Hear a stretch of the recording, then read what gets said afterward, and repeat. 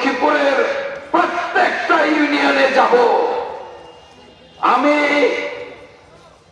এই আন্দোলন করে করে এই 70 বছর বয়সে বলতে চাই, আপনারা আমাকে সুযোগ দেবেন যাতে আগামী শত শত বছর সখীপুরের মানুষ নিশ্চিন্তে ঘুমাতে পারে। বন বিভাগের কোন মানুষ যত কোন অত্যাচার না করতে পারে। যে আইন হয়েছে ওটা একটা কালো আইন। যাদের বাড়ি ঘর উচ্ছেদ করতে চায় তারা আজ নয়, কাল নয়, শত বছর যাবৎ তাই না? তাহলে আমাদের শত বছরের বসত ভিটা থেকে আমাদের উচ্ছেদ করবেন, কোথায় যাব? আমাদের জায়গা দিন, কোথায়? জায়গা না দিয়ে আমাদের উচ্ছেদ করবেন, এই জায়গায় কি আমরা এমনিতেই বসত করি? কারুর বাবার আমল, কারুর দাদার আমল থেকে আমরা এখানে বসত করি, ঘর বাড়ি করে, তাই না? আমাকে অনেকে বলেছে অনেক দিনের পুরনো ঘর মেরামত করতে হয়। ঘর তো পুরনো হলে মেরামত করতেই হয়, হয় না? সেই মেরামত করতে গেলে বন বিভাগের লোকজন বাধা দেয়। তাদেরকে টাকা দেন, ঘুষ দেন, মেরামত করতে দেবে। টাকা দেবেন না, ঘুষ দেবেন না, মেরামত করতে দেবে না। আমি স্পষ্ট ভাবে বন বিভাগের লোকদের বলতে চাই, ভাই সামনে থেকে উচ্চ করে দাও না তো।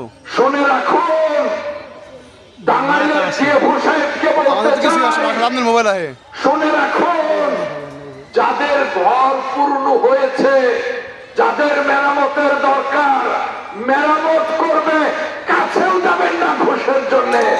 স্পষ্ট বলে দিলাম, যদি কেউ যায়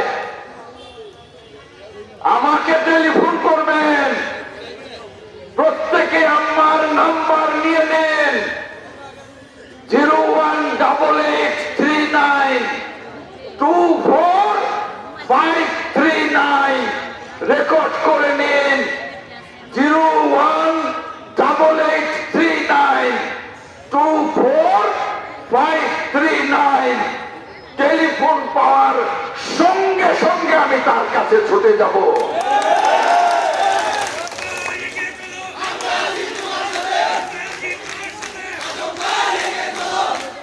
আমি আজ 56 বছর রাজনীতি করি এই সখীপুর বাসাইলে।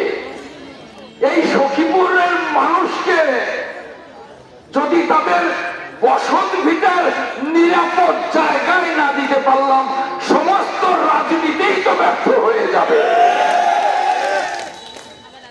আমি আল্লাহর কাছে শপথ করে বলছি, আমি আমার জীবদ্দশাতে আপনাদের ভোটে যখনই সুযোগ পাব, ওই মহান সংসদে এই আইন বাতিল করে আপনাদের জীবনের নিরাপত্তা দেব ইনশাআল্লাহ।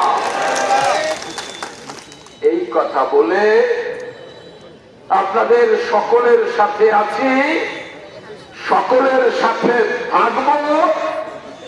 আমাকে পাবেন, আমার দল বিএনপিকে পাবেন, এই কথা বলে আর সময় নেব না, বক্তৃতা বাড়াবো না। বক্তৃতা বাড়িয়ে কোনো লাভ নেই। যে সমস্ত বন বিভাগের দালালেরা সাবধান হয়ে যান। ওই দালালেরা আসে ঘুষ দিতে, ওই দালালদের মাধ্যমে বনের লোকজন ঘুষ নেয়। সাবধান হয়ে যান। মনে রাখবেন, আর কোন দালালি চলবে না, কোন ঘুষ চলবে না।